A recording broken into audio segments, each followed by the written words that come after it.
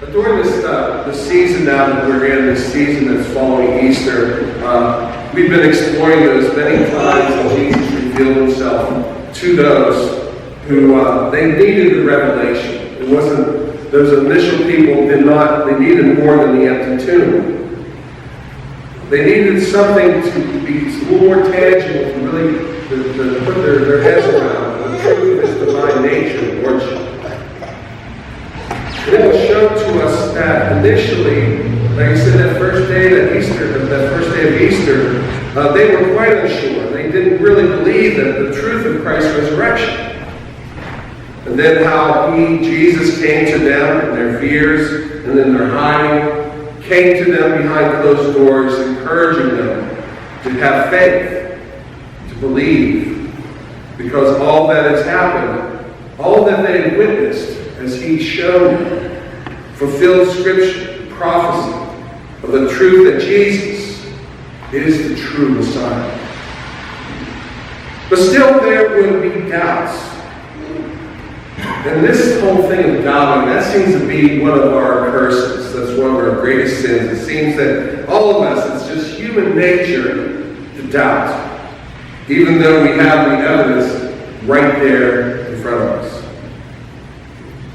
And even though we witness, the disciples, even though they witnessed the flesh, the breath, the words of Christ resurrected, we still feel this sense that they were struggling with this new direction that he was putting before them as disciples, taking on this new promotion to reach out to the world of Christ's gospel.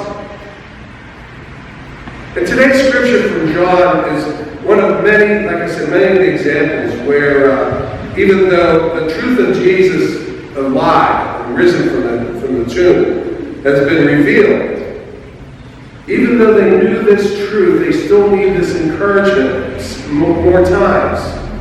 There were times in which the disciples showed these signs that even though they had this revelation, this witness, that there was still this little bit of doubt, this little bit of disenchantment with their new calling to go out and spread the word and the truth of Christ.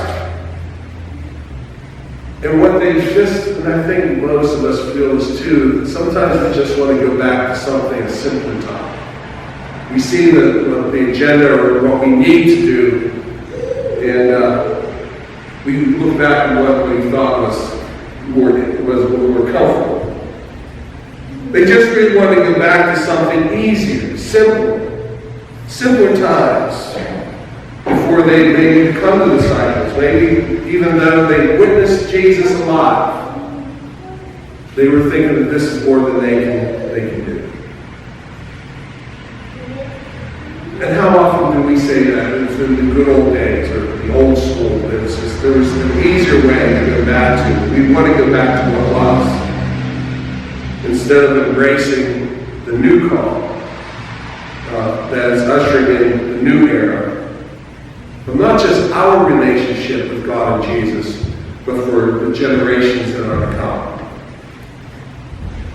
And don't we all struggle with this similar issue? We know where we are to be, we know where our calling is, but yet it's easier to stay where we know what's going on, where it's comfortable, what's familiar, than to keep up with where we're being motivated to go. It's much easier to stay where we are than to be proactive, moving forward, forging the future. However, it should also be noted in our gospel text that the efforts of the disciples to return to what was, instead of embracing the future, there would be no yield. The empties would be empty. The nets would be empty. No bounty in regressing to what was. I embrace what I know is the past. We need to know our history. We need those things, for they are tools to help us forge the future. The past gives us the tools to deal with the future. But nothing stays where it is. We know that also. Nothing stays the same. Nothing, we cannot go back to what has been, either by profession or by faith. And as the gospel points out, living the past leaves our nets empty of the harvest when it comes to faith. Christ's word still is calling, just as he did from the shore. Still calling, nurturing, and guiding, showing us where to cast. And then if we listen and obey, still receive the good catch where we are to be here today and also for the future. And it's not always by the conventional means we think the progression should go. And possibly there are many times that because it's so what we would not anticipate and we're afraid of, it can come by what Christ wants to lead us by, can come by unconventional means. Look at what we read about Saul in the book of Acts today. The events that led Saul, an opponent to Christ's followers. Through Jesus, transcended, becoming the greatest advocate, as we know, the Apostle Paul, whose ministry would take Christianity beyond the realms of Jerusalem, and beyond the realms of Israel, to Samaria and beyond, to the Gentiles, even, like I had said to the kids, eventually planting that seed of faith that would eventually turn all of Rome into the what we know as a Christian empire. That would come much later. What was least expected to promote Jesus became the greatest advocate. That's something we all must always keep in mind. This truth as well.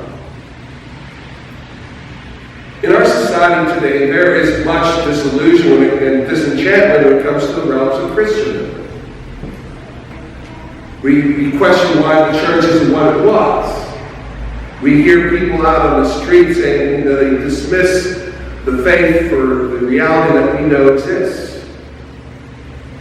But do not for a moment believe these trends at their face value. Our trust in our own, what we know as our earthly lives here, which is broken, which is defiled by sin, ways that will leave our nets quite empty, can also blind our eyes. And we need Christ's word to uplift us, to give us that direction. And the truth is known. In these times, Christ is at work, does come to us in ways we may not even see yet, but it's happening. To set our eyes back on this path of righteousness and salvation and foresight. And like I said, it isn't just for us, it's planting the stepping stones which will be taking us into the future. So we need to be open to where he calls us to go. And I can't even tell you how that's going to be. We have these ideas, but the thing is to keep your hearts and minds open to God and Christ. And he will reveal himself to you. Like he revealed to the disciples, how he more stringently appeared to Paul. Still, if we have truth within us, even when we are disenchanted or opposed to his call, for if the Spirit of God is still within us, remains in us, Jesus will open our eyes and call to us and show us where we are to go and to trust in him. And he will show us how to cast our nets for the glory of the future that is ours through his salvation and our Father, our Lord and God.